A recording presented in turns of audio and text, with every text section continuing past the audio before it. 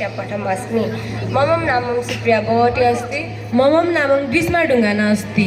अस्य विद्यालयस्य आयोजिते गीता वाचन कार्यक्रमे उपस्थितान् प्रमुख अतिथिगणान् विद्यालयस्य प्राचार्य महानुभावं सर्वेषां गुरुजनान् तथा अन्य उपस्थितजनान् मम सुस्वागतं स्वागतं सुस्वागतम्।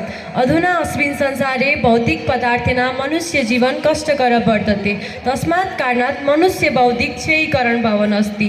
तस्य सन्त्रासस्य निवार्थ अध्यात्मशास्त्र एवं सफलं भवति। तस्य शास्त्रमध्ये गीताशास्त्र एवं सफली भवति। तस्मात् कारणात् गीताशास्त्रस्य विशिष्ट अस्ति।